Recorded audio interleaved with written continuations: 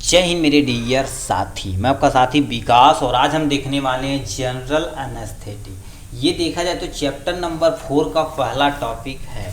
आपको सिलेबस दिखा देना चाहते हैं, ये पीसीआई का सिलेबस है। देखिए ये लिख रखा है चैप्टर नंबर 4, ठीक है। चैप्टर नंबर 3 तो हमने पूरी अच्छे से कंप्लीट कर लिया था। चैप्टर नंबर 3 में क्या लिखा, drugs acting on central nervous system, यानी सेंट्रल नर्वस सिस्टम पे एक्ट करने वाली दवाइयों को पूरा हमें डिटेल में यहाँ देखना। क्या क्या, सबसे पहले हम जनरल एनेस्थेटिक देखेंगे इस टॉपिक में, यानी इतना टॉपिक हमारे पास आपके सामने दिया गया है चैप्टर नंबर 4 में। इस वीडियो में हम कवर करने वाले जनरल एनेस्थेटिक क्या होता है, क्या क्या हमारे अकॉर्डिंग टू सिलेबस देखना, definition, classification, pharmacological action, dose, indication and Contra indication के बारे में पूरा डिटेल में पढ़ना पड़ेगा। तो सबसे पहले हम समझते हैं जनरल एनेस्थेटिक क्या होता है, उसके पहले समझ देते हैं सेंट्रल नर्वस सिस्टम क्या होता है। अब इसके बारे में थोड़ा सा समझते हैं। सेंट्रल नर्वस सिस्टम एक ऐसा सिस्टम होता है जो हमारी बॉडी के सेंटर पार्ट में एक्ट करने वाले जितने भी चीज़ हैं, जैसे एक हमारे शरीर के अंदर क्या है बाबू, स्पाइनल कॉर्ड है, ठीक है। ये बताओ क्या है, स्पाइनल, ठीक है, स्पाइनल कॉर्ड है। तो ये हमारे शरीर के सेंटर में पाया जाता है। दूसरा हमारे पास क्या हो गया, ब्रेन है। ये दोनों देखा जाए तो हमारे शरीर के सेंटर पार्ट में पाए जाते हैं, इसीलिए किसके कंसिस्ट किया जाता है, सेंट्रल नर्वस सिस्टम, जिसे शॉर्ट में क्या बोलते हैं, CNS, यानी सेंट्रल नर्वस सिस्टम। अब देखा जाए तो ये जो आपकी रीढ़ की हड्डी होती है, यहाँ से देखा जाए, ठीक है, तो ये आपकी जो टेढ़ी सी रीढ़ की हड्डी होती है, इसको स्पाइनल कॉर्ड बोला जाता है। क्या बोला जाता है बाबू, स्पाइनल कॉर्ड बोला जाता है, ठीक। और यहीं पर हमारे पास क्या होता है बाबू, ब्रेन कंसिस्ट होता है। क्या होता है, ब्रेन कंसिस्ट होता है। तो ये दोनों देखा जाए तो हमारे शरीर के सेंटर पार्ट में पाए जाते हैं, इसीलिए इसे CNS के अंतर्गत रखा जाता है, ठीक। तो इसमें अब देखिए जितनी भी एनेस्थीसिया दी जाती है तो रीढ़ की हड्डी में दी जाती है, जिससे कोई ऑपरेशन करने से, हाथ का ऑपरेशन करना, पैर का ऑपरेशन करना, ये सब देखा जाए तो किसके अंतर्गत दी जाती है, आपके सामने, यानी स्पाइनल कॉर्ड की दी जाती है। अब इसमें जो स्पाइनल कॉर्ड होता है देखेंगे एक बाई ऐसे ऐसे होता है, कोलोजी में, यानी ये चेपी में पड़े होंगे, एक ऐसे होता है, 2 होता है, 3 होता है, टोटल 31 पेयर होते हैं। कितना, 31 पेयर होते हैं। अब उसके लिए जनरल एनेस्थेटिक पूरा एक्सपर्ट होते हैं कि कौन से पार्ट में हम एनेस्थीसिया लगाएंगे तो कौन सा पार्ट शून्य होगा, ठीक है। तो ये इसके अंतर्गत आते हैं। तो इसमें सबसे पहले पढ़ना पड़ेगा हमें जनरल एनेस्थेटिक के बारे में। अब जनरल एनेस्थेटिक होता क्या, इसके बारे में हम समझते हैं। लिख रखा देखिए, एनेस्थीसिया मतलब क्या होता है, जनरल अभी समझते हैं। एनेस्थीसिया क्या होता है, जैसे किसी को ऑपरेशन करना तो कहते हैं शून्य करके लगौले, कुछ हद तक पता नहीं चला, तो वो जो लगा रहे हैं उसी को क्या बोला जाता है, एनेस्थेटिक बोला जाता है। अब इसमें जनरल मतलब जो हमें जनरल एनेस्थेटिक होता है, जैसे किसी ऑपरेशन करना है किसी का, वो सब सारी चीज़ें इसी के अंतर्गत आती है। तो क्या लिख रखा, पहले डिफिनेशन समझते हैं। क्या लिख रखा, general anaesthetic are CNS depressant होता है। क्या होता है, डिप्रेसेंट मतलब कहते हैं डिप्रेशन में चले गए, बट ये किसको डिप्रेस करेगा, CNS यानी स्पाइनल कॉर्ड तथा ब्रेन को क्या कर देगा, ये डिप्रेस करेगा। Which induce non awareness of all sensation and loss of pain. दो चीज़ें करती है, सबसे पहले अवेयरनेस को ये क्या कर देगी, पूरी तरह से ख़त्म कर देगी, ठीक। जैसे तुम्हारे पास लिखा नॉन अवेयरनेस मतलब हमारे अगल बगल क्या हो रहा, आंखों से देख सकते हो बट जिस अंग पे हो रहा हुआ उसको आइडेंटिफाई नहीं कर सकते, जितना भी सेंसेशन होता है। जैसे मान लेते हैं हमें हाथ का यहाँ पर ऑपरेशन करना है, इसका मान लेते हैं ऑपरेशन करना है, तो ये क्या कर देंगे, हमारे शरीर के अंदर स्पाइनल कॉर्ड पे कोई ना कोई साइट होगी जिस हाथ को कंट्रोल कर रही होगी, उसी को जाके हम क्या कर देंगे, सिंपली शून्य कर देंगे। अब उसको काटे पीटे सब कुछ क्या हो गया, ऑल सेंसेशन को क्या कर दिया, खत्म कर दिया है उस एरिया के, और पार्टिकुलर एरिया के लिए खत्म किया गया। बट अन्य सेंसेशन तुम्हारे पास है कि हमारे बगल अगल डॉक्टर हैं, ये बात कर सकते हो, हमारे पास फैमिली मेम्बर क्या है, सब देखेंगे, बतियाते हैं, तो वो सब सेंसेशन होती, बस जिस एरिया में ऑपरेशन किया जाता है उसका सेंसेशन पूरी तरह से खत्म हो जाता। मेनली क्या होता, पेन, क्योंकि भैया कहीं भी कटे पीटेगा तो पेन होगा, तो पेन को ही मेनली क्या कर दिया जाता, खत्म कर दिया जाता। तो लिखा लॉस ऑफ पेन, पेन मतलब दर्द को ही क्या कर दिया जाता, पूरी तरह से खत्म कर दिया जाता है।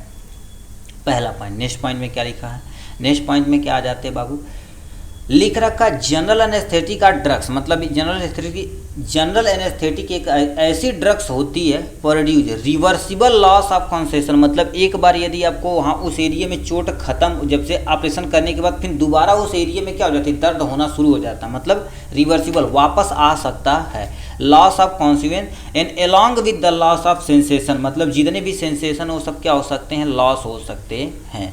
तो इसी को क्या बोला जाता है बाबू, जनरल एनेस्थेटिक बोला जाता है।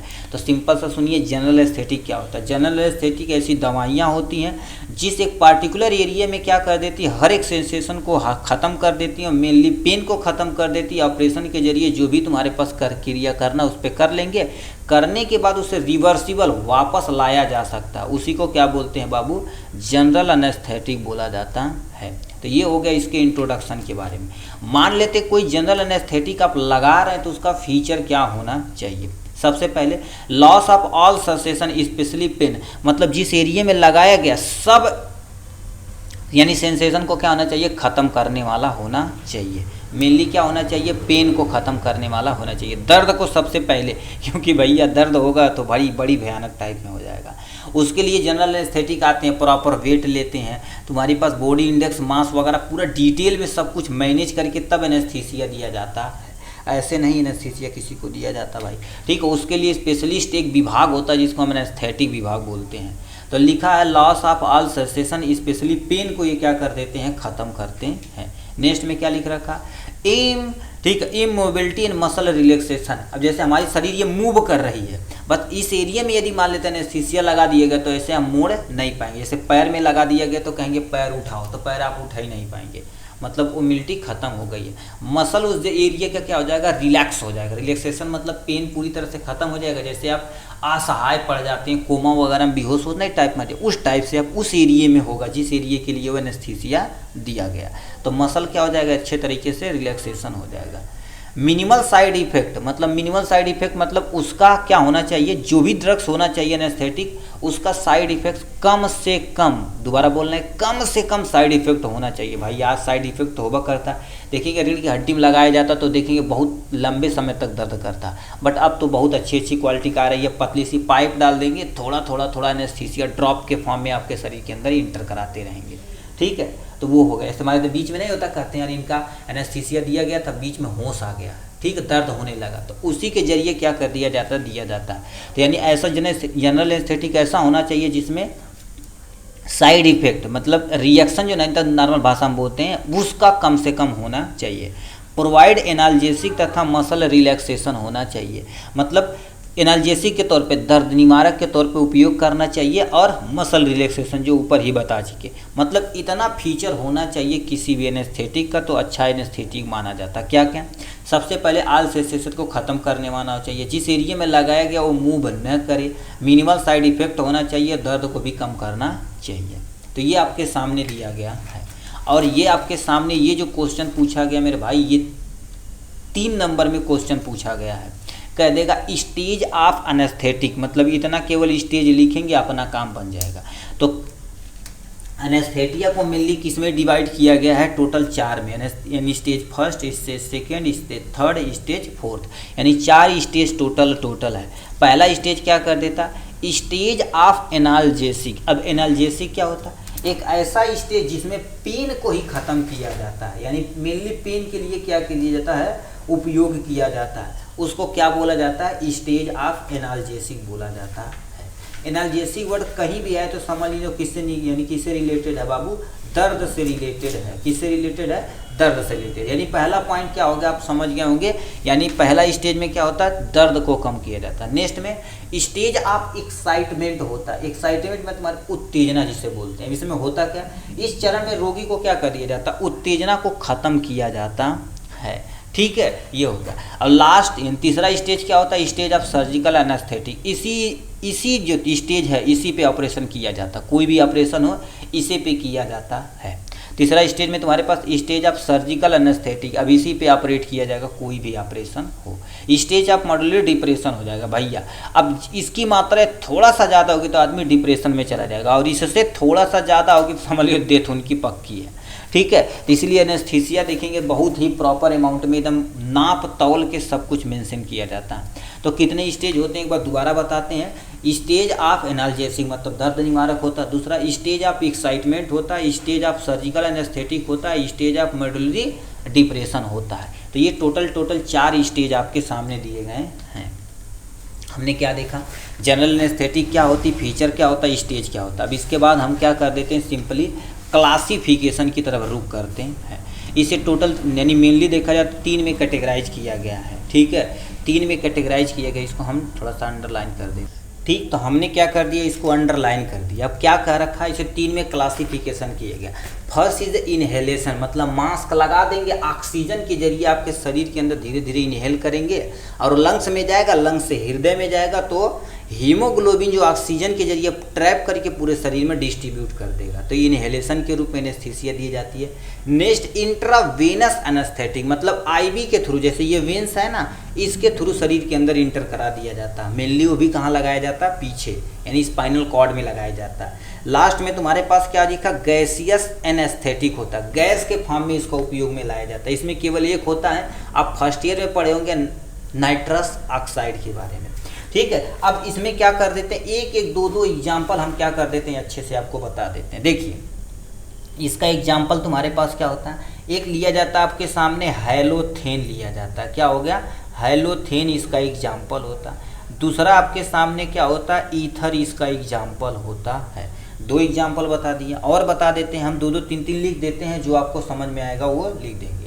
नेक्स्ट में तुम्हारे पास क्या लिख रखा है, डेसफ्लूरॉन लिख रखा है, ठीक है। ये तुम्हारे पास डेसफ्लूरॉन आपका एग्जाम्पल हो जाएगा यहाँ से है। इनहेलेशन में 3 आते हैं, ठीक है, 4 दिया गया, हम 2-3 लिखते, बट एग्जाम में आपको कम से कम 1-2 लिखना ही पड़ेगा। हैलोथेन इसका एग्जाम्पल, ईथर इसका एग्जाम्पल, डेसफ्लूरॉन इसका एग्जाम्पल हो जाएगा। नेक्स्ट में तुम्हारे पास क्या लिख रखा, इंट्रावेनस एनेस्थेटिक, जिससे आईवी के फॉर्म में दिया जाता है। इसमें सबसे बेस्ट एग्जाम्पल थियोपेंटॉल सोडियम होता है, ठीक है, थियोपेंटॉन सोडियम होता है। थियोपेंटान सोडियम आपका पहला एग्जाम्पल हो गया है आपके सामने यहाँ से। नेक्स्ट एग्जाम्पल तुम्हारे पास क्या लिख रखा, कीटामीन इसका एग्जाम्पल हो जाएगा यहाँ से। नेक्स्ट में और भी एग्जाम्पल देख लेते हैं, ठीक है, डाइजापाम, ठीक है, ये तुम्हारे पास क्या हो जाएगा, डाइजापाम इसका एग्जाम्पल हो जाएगा यहाँ से, ठीक। तो क्या क्या इनहेलेशन के अंतर्गत आता है, थियोपेंटॉल सोडियम होता, कीटामाइन आता और डाइजापाम इसका एग्जाम्पल हो जाएगा। और इसमें देखा जाए तो एक ही तुम्हारे पास है जिसको नाइट्रस ऑक्साइड बोला जाता है, नाइट्रस ऑक्साइड इसका एग्जाम्पल हो जाएगा यहाँ से, ठीक है, नाइट्रस ऑक्साइड इसका एग्जाम्पल हो जाएगा। तो 3 में कैटेगराइज किया, दोबारा सुनिए, इनहेलेशन में हैलोथेन, ईथर और डेसफ्लूरॉन आता है। इंट्रावेनस एनेस्थेटिक में थियोपेंटॉन सोडियम आता, कीटामीन आता, डाइजापाम इसका एग्जाम्पल आता। गैसियस एनेस्थेटिक में केवल एक आता तुम्हारे पास, ये भी एमसीक्यू में पूछा जाता है, which of the following is the, ठीक है, which of the following is the gaseous anaesthetic, तो गैसियस एनेस्थेटिक पे टिक मार देना, नाइट्रस ऑक्साइड के बारे में। अब इन्हीं के बारे में थोड़ा थोड़ा हम क्या कर देते हैं, पूरे अच्छे से क्या कर देते हैं, डिटेल में पढ़ते हैं। तो पहला तुम्हारे पास लिख रखा इनहेलेशन एनेस्थेटिक, नाम से ही पता इनहेल करा जाएगा, जैसे किसी पर्सन को मास्क के जरिए ऑक्सीजन दी जाती है, छोटे बच्चे देखेंगे इनहेल करने के लिए उपयोग में लाया जाता है, तो वो सब हमें क्या करना पड़ेगा, यहाँ पढ़ना पड़ेगा। तो इसमें पहला देख रखा हैलोथेन। अब हैलोथेन के बारे में थोड़ा सा हम क्या कर देते हैं, इंट्रोडक्शन ले लेते हैं, ठीक है, ठीक। तो इसमें पहले लिख रखा हैलोथेन, हैलोथेन इज ए वोलाटाइल लिक्विड होती है। वोलाटाइल क्या होती है, जैसे अभी यहाँ पर कोई एक ऐसा मटेरियल रख दो अपने आप इवोपरेट हो जाए, जैसे पेट्रोल जो तेजी से उड़ता है उसी को वोलाटाइल दिया जाता है। जैसे पेट्रोल बहुत तेजी से उड़ता है, एसीटोन तेजी से उड़ता है, सैनिटाइजर तेजी से उड़ता है, तो इस सबको क्या बोला जाता है, वोलाटाइल नेचर का बोला जाता है। विथ स्वीट ऑर्डर मतलब थोड़ा सा मीठापन होता है। नॉन इरिटेंट मतलब ये इरिटेशन मतलब कोई भी तुम्हारे पास जैसे नहीं करते हैं यार बड़ा खराब टाइप में लग रहा है, तो वो इरिटेशन पैदा नहीं करता। नॉन इन्फ्लेमेबल मतलब ये किसी भी तरह का इन्फ्लेमेबल वगैरह नहीं करता है। तो यानी हैलोथेन क्या होता है, एक वोलेटाइल लिक्विड होता है जो इसकी ऑर्डर देखा जाए तो यानी जो महक होती है वो स्वीट होती है, नॉन इरिटेंट होता है और नॉन यानी इनफ्लेमेबल होता है। नेक्स्ट में क्या लिखा, it is soluble in blood easily मतलब क्योंकि देखे जाए यानी जितने भी इनहेलेशन रहेंगे ब्लड में इजिली क्या होगा, डिजॉल्व होंगे तभी तो एक जगह से दूसरे जगह जा पाएंगे। तो ये लिख रखा है हैलोथेन क्या होते हैं, सॉल्युबल इन ब्लड इजिली मतलब ब्लड में क्या हो जाता है, ईजी से ईजी तरीके से ब्लड में क्या हो जाता है बाबू, मिल जाता है, सॉल्युबल हो जाता है। नेक्स्ट में क्या लिखा, वेन 1 से लेकर 2% 1-2% of halothane with oxygen nitrous oxide then the maintain the anaesthetic मतलब सबसे पहले क्या कर देते हैं, 1 से लेके 2% का कोई सोल्यूशन बनाते हैं और ऑक्सीजन के साथ मिक्स करते हैं। उसमें एक चीज़ और मिलाया जाता है जिसको क्या बोलते हैं, नाइट्रस ऑक्साइड। ये मिला देंगे जिससे एनेस्थेटिक को हम मेंटेन कर सकते हैं, मतलब मेंटेन कर सकते हैं और अपना ऑपरेशन किया जा सकता है। ये हैलोथेन का थोड़ा सा इंट्रोडक्शन था। ठीक है, अब क्या लिख रखा, ईथर। ईथर तुम्हारे पास क्या लिखा है, एनेस्थेटिक हैज द 96 से 98% डाई इथाइल ईथर होता है, डाई इथाइल ईथर होता है इसमें, इसीलिए नाम दिया जाता है इसको ईथर। ठीक, अब ये क्या होता है, इसका कॉन्ट्राइंडिकेशन, कहाँ उपयोग में नहीं कर सकते। पहला, शॉर्टनेस ऑफ ब्रीथिंग, किसी पर्सन को बताइए सांस लेने में प्रॉब्लम है, इनहेलेशन लगा दिए और लो भैया प्रॉब्लम हो जाएगी, तो इसमें शॉर्टनेस ऑफ ब्रीथिंग में दिक्कत हो सकती है। बीपी इंक्रीज पेशेंट, मतलब किसी पर्सन का ब्लड प्रेशर इंक्रीज कर गया यानी बढ़ गया, तो उस कंडीशन में भी हम क्या कर सकते हैं, नहीं दे सकते हैं। पेरिकार्डिया, अब देखिए हार्ट की टोटल 3 लेयर होती है, इंडोकार्डियम होती है और मीजोकार्डियम होती है और क्या होती है सबसे बाहरी इंडोकार्डियम होती है, ईपीकार्डियम होती है। तो ईपी का उसके बीच में तुम्हारे पास कोई भी दिक्कत रहती, मतलब सिंपल सा हार्ट में कोई दिक्कत रहती है, उस कंडीशन में हम क्या कर सकते हैं, इनहेलेशन का उपयोग नहीं कर सकते। क्यों, क्योंकि लंग्स से उठ के कहाँ पर जा रहा है, हृदय में, हृदय क्या करेगा, पूरे शरीर में डिस्ट्रीब्यूट करेगा with the help of blood की मदद से, तो उस कंडीशन में हम क्या कर सकते हैं, नहीं दे सकते यदि हार्ट में कोई प्रॉब्लम है तो। अब कैसे दिया जाता है, याद रखना ये जो डोजिंग है ये बुक का है और रिकॉर्डिंग देखा जाए तुम्हारे पास क्या होता है, सब वेट हो गया, एज हो गया, ये सब में मायने रखता है। 2 से लेके 4% से, यानी तुम्हारे पास 2% 5 यानी 2 से लेके 4% का सोल्यूशन रहेगा, तो आधा से लेके 1% डिलीवर किया जाता है यूज ऑफ स्पेशल वेपराइजेशन, यानी वेपराइज के फॉर्म में क्या कर दिया जाता है, हमारे माउथ में लगा दिया जाता है, हम सांस के जरिए इसको शरीर के अंदर लेते हैं, इसके जरिए हम क्या कर सकते हैं, इजीली इनहेल कर सकते हैं। नेक्स्ट में, nitrous oxide should be mix with at least 30% oxygen for of the maintain the anaesthetic, मतलब नाइट्रस ऑक्साइड के साथ, मतलब ये जो तुम्हारे पास इनहेलेशन एनेस्थेटिक है और nitrous oxide already gaseous form में है, इन सबको मिक्स करके 30% ऑक्सीजन के साथ शरीर के अंदर इंटर करा दे, क्योंकि ऑक्सीजन का लेवल भी मेंटेन रहे और एनेस्थेटिक का भी वर्क करे। तो ये इसके बारे में डोजिंग के बारे में था। ठीक, अब नेक्स्ट देखते हैं तुम्हारे पास क्या लिख रखा बाबू। ठीक है, यानी इंट्रावेनस एनेस्थेटिक, गैसियस और इनहेलेशन लगभग उसकी मैकेनिज्म एक होती, तो उसको हमने एक ही में पहचान दिया यानी मेंशन कर दिया। अब हेल्थ यानी कि इस पे आते हैं हमारे मेनली, ठीक है, यानी इंट्रावेनस एनेस्थेटिक में पहला तुम्हारे पास आता है मीथोहेक्जीटोन। मीथोहेक्जीटोन तुम्हारे पास किसके अंतर्गत आता है, अब इसकी थोड़ा सा इंट्रोडक्शन देख लेते हैं, ये क्या होता है। ठीक है, तो इनके बारे में हम क्या कर देते हैं, थोड़ा सा इंट्रोडक्शन देख लेते हैं गुरुदेव, तब अपना काम हो जाएगा इजीली। ठीक है, तो पहला लिख रखा है लिखा methohexitone is the methylated oxy barbiturate and has the ultra short half life होती। कहने का मतलब क्या होता है, मीथोहेक्जीटोन होता है मेथाइली यानी मेथाइलेट होता है, मेथाइलेट मतलब मेथाइल से इसमें मिक्सिंग की जाती है, उस प्रक्रिया को मेथाइलेशन बोला जाता है। ऑक्सी बारबिटूरेट होता है, ठीक है, ऑक्सी यानी बारबिटूरेट एक जो केमिकल उसमें ऑक्सीजन के साथ कंबाइन करके, जो क्योंकि ब्लड के अंदर तुम्हारे पास ऑक्सीजन प्रेजेंट है वही डिस्ट्रीब्यूट करता है। अल्ट्रा शॉर्ट हाफ लाइफ, बहुत शॉर्ट हाफ लाइफ होती है, बहुत तेजी से ये फंक्शन करता है। इट इज 2 से 3 टाइम मोर पोटेंट दैन तुम्हारे पास थायोपेंटान, यानी थायोपेंटेन जो होते हैं उससे 2 से 3 गुना ये तेजी से क्या कर देती है, अपने आप को मेंशन करती, मतलब बताती और वर्क करती। इसकी क्षमता जो होती है 1 से यानी 2 से 3 गुना किससे, इससे 2 से 3 गुना ज़्यादा होती है। It is stable room temperature पे इसको इजीली क्या कर सकते हैं, स्टेबल कर सकते हैं। इन सोल्यूशन फॉर्म 6 वीक, मतलब रूम टेम्परेचर सॉलिड फॉर्म में रहेगा तो हम क्या कर सकते हैं, कईयों दिन तक हम स्टेबल रह सकते हैं। यदि सोल्यूशन के फॉर्म में है, ठीक है, तो उसे 6 हफ्ते तक हम क्या कर सकते हैं, स्टेबल रख सकते हैं। मतलब सिंपल सा रूम टेम्परेचर पे यदि लिक्विड सोल्यूशन रूप में है तो 6 हफ्ता तक, मतलब 1.5 महीने तक हम क्या कर सकते हैं, उसको मेंशन कर सकते हैं। इंडिकेशन कहाँ उपयोग कर सकते हैं, लिख रखा प्रियोलॉन्ग सीजर ड्यूरेशन, मतलब किसी पर्सन को झटका आ रहा है, ठीक है, उस कंडीशन में हम लंबे समय तक उससे हम क्या प्रयोग कर सकते हैं, मीथोहेक्जीटोन का उपयोग कर सकते हैं। नेक्स्ट में, at the time of electroconvulsive therapy, मतलब इलेक्ट्रोकन्वेंस थेरेपी में इसका उपयोग किया जाता है। इंडिकेशन हो गया, कॉन्ट्रा इंडिकेशन कहाँ पर उपयोग नहीं कर सकते हैं, पोरफायरिया में आप इसका उपयोग कभी नहीं कर सकते हैं। सेंसिटिव लिखा, हाइपर सेंसिटिव ऑफ बारबिटूरेट, मतलब कोई ऐसा पर्सन है जो बारबिटूरेट के प्रति हाईली सेंसिटिव है, उसकी शरीर क्योंकि एलर्जिक नेचर का हो सकता है, तो उस कंडीशन में नहीं प्रयोग कर सकते हैं। कार्डियोवास्कुलर डिजीज, किसी पर्सन को हृदय संबंधी कोई तुम्हारे पास दिक्कत है तो उसके अंतर्गत आप नहीं दे सकते हैं, ठीक है। हृदय ब्लड वेसल संबंधी है तो हाइपोटेंशन में आप कदापि नहीं दे सकते हैं। तो ये इंडिकेशन हो गया, कॉन्ट्रा इंडिकेशन, यहाँ प्रयोग आप नहीं कर सकते हैं।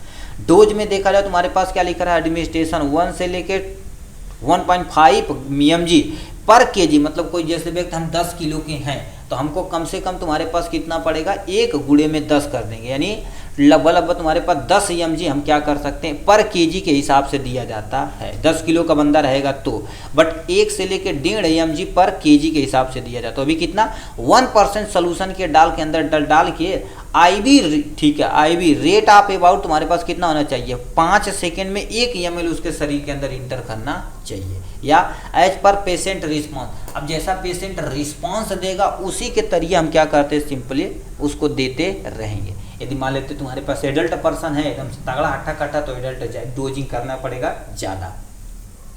ये आपके सामने किसके बारे में था, मेथोहेक्सीटोन के बारे में। नेक्स्ट में तुम्हारे पास क्या लिख रखा, थियोपेंटॉल सोडियम, यानी थायोपेंटॉल जिसको शॉर्ट में बोला जाता है। अब ये क्या होता है, इट इज ए बारबिटरेट, यानी क्या होता है, it is a barbiturate having very high lipid solubility, मतलब ये देखा जाए तो बारबिटरेट नेचर का होता है और बहुत बहुत बहुत ज़्यादा अमाउंट में लिपिड। अब प्लाज्मा किसका बना होता है, plasma membrane made up of the phospholipid, उससे बहुत तेज़ी से ये क्या करेगा, सॉल्युबल होगा, मतलब उससे बाइंड करेगा। ठीक। नेक्स्ट देख लेते हैं, नेक्स्ट क्या कह दिया इसके बारे में, लिख रखा it is action short duration, मतलब कुछ समय के लिए ही केवल होता है। इट इज स्लोली मेटाबोलाइज, मतलब हमारे शरीर के अंदर जाएगा ना तो ये क्या करेगा, बहुत धीरे धीरे अपने असर को लंबे समय तक रखेगा, बट स्लोली मेटाबोलाइज होगा, धीरे धीरे मेटाबोलाइज होगा, तो अपने शरीर असर देखा जाए तो इसके शरीर के अंदर बहुत लंबे समय तक बना के रखेगा। तो इसकी इंट्रोडक्शन हो गया। इंडिकेशन, कहाँ उपयोग कर सकते हैं और कहाँ नहीं कर सकते हैं। तो इंडिकेशन में जनरल एनेस्थेटिक के रूप में हम क्या कर सकते हैं, थियोपेंटॉल सोडियम का उपयोग में ला सकते हैं। ठीक। इमरजेंसी ट्रीटमेंट, मान लेते कोई अभी बंदा है अब जल्दी आ रहा है, उसको क्या मान लेते तुम्हारे पास ये रिब केस थोड़ा सा कहीं डैमेज हो गई, टूट गई, तो तुरंत एनेस्थीसिया, ये इस वाली एनेस्थीसिया दो, तुरंत ऑपरेट कर दिया जाएगा। ठीक है। तो जनरल ट्रीटमेंट में हम यानी इसका उपयोग कर सकते हैं। फ्रैक्चर रिडक्शन, मतलब तुम्हारे पास क्या होगा, फ्रैक्चर, बोन वगैरह फ्रैक्चर हो गई तो उस समय हमें उसको कम करने के लिए या ऑपरेट करने के लिए हम थियोपेंटॉल सोडियम यानी थायोपेंटॉल का उपयोग में लाया जा सकता है। ठीक है, ये हो गया इनके बारे में। ये तो इसको इंट्रोडक्शन था। कॉन्ट्राइंडिकेशन, कहाँ कहाँ उपयोग नहीं कर सकते हैं, किसी पर्सन को लीवर प्रॉब्लम है, यानी लीवर में कोई, ठीक है, डैमेज है, ठीक है, जैसे हेपेटाइटिस वगैरह उपयोग में है तो उस कंडीशन में नहीं प्रयोग कर सकते। शॉर्ट हार्ट, यानी क्या लिखा, सीवियर हार्ट डिजीज, मतलब किसी पर्सन को सीवियर हार्ट में कोई प्रॉब्लम है, ठीक है, तो उस कंडीशन में भी आप इसका उपयोग नहीं कर सकते कि इसके थियोपेंटॉल सोडियम का। एडिशन डिजीज, मतलब तुम्हारे पास एडिशन डिजीज में भी इसका उपयोग नहीं कर सकते हैं, तो इन सब में उपयोग नहीं लाया जा सकता है। अब यहाँ पर आते हैं डोजिंग कैसे करेंगे। थियोपेंटॉल सोडियम का उपयोग देखा जाए तो 0.5 से लेके 1 mg पाउडर के फॉर्म में होता है। इसको क्या करते हैं, 2 से लेके 5% सोल्यूशन ऑफ IV, मतलब किसी भी तुम्हारे पास लिक्विड में घोल के अच्छे से तब शरीर के अंदर इंटर कराया जाता है, वो भी इंट्रावेनस, यहाँ पर नस में धीरे धीरे ड्रॉप के फॉर्म में उपयोग किया जाता है। ठीक है, तो ये आपके सामने किसके बाद था, जनरल एनेस्थेटिक के बारे में। तो जनरल एनेस्थेटिक क्या होता है, इसका क्लासिफिकेशन, इंट्रोडक्शन, स्टेज याद रखने का, स्टेज पूछा गया क्वेश्चनों में से एक है। और उसके बाद हमने क्या कर दिया, हर एक को क्या कर दिया, इंडिकेशन, कंट्रा इंडिकेशन, अब फार्माकोलॉजिकल एक्शन को पूरा हमने डिटेल में देखा हुआ है। तो चलिए आज के लिए बस इतना ही, फिर मिलेंगे नेक्स्ट वीडियो में नेक्स्ट टॉपिक के साथ। तब तक के लिए bye bye and take care. Next topic हमारे पास क्या है, देखिए यहाँ से आप देख सकते हैं, सेडेटिव एंड हिप्नोटिक्स के बारे में है। ठीक, तो चलिए आज के लिए बस इतना ही, फिर मिलेंगे नेक्स्ट वीडियो में नेक्स्ट टॉपिक के साथ। तब तक के लिए bye bye and take care.